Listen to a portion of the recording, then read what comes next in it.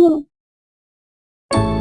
ஒரு காலத்தில் ஒரு ஏழையான விறகு வெட்டி இருந்தான். அவன் தினமும் காட்டிற்கு சென்று விறகு வெட்டி அவற்றை விற்று தன் வாழ்வாதாரத்தை காப்பாற்றி வந்தான்.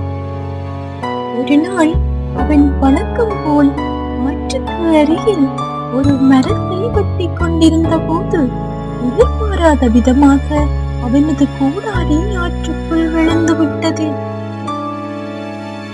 ஏற்கனவே ஏழ்மையில் இருந்த அவனுக்கு கூடாரி இல்லாதது பெரிய துயரத்தை ஏற்படுத்தியது.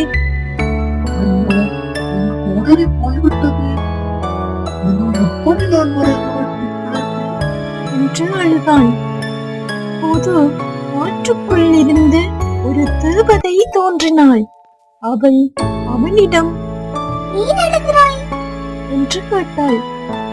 விறகு வெட்டி நடந்ததை சொன்னான். அவனது கவலையை கண்ட தேவதை ஆற்றுக்குள் மூழ்கி ஒரு தங்க கோடரியுடன் வெளியே வந்தாள். என்று கேட்டாள். விறகு வெட்டி அதை மறுத்து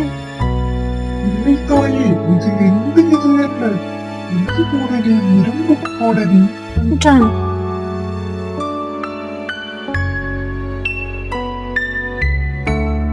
தேவதை மீண்டும் ஆற்றுக்குள் மூழ்கி இந்த முறை ஒரு வெள்ளி கோடரியுடன் வெளியே வந்தாள்.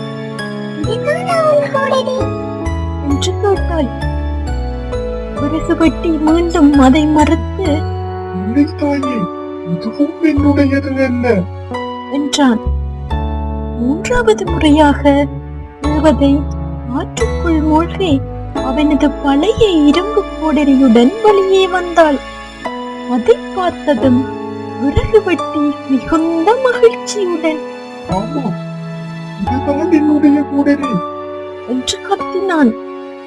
விறகு வெட்டியின் நேர்மையை கண்ட தேவதை மிகவும் மகிழ்ந்தாள். உனது நேர்மை எனக்கு பிடித்திருக்கிறது.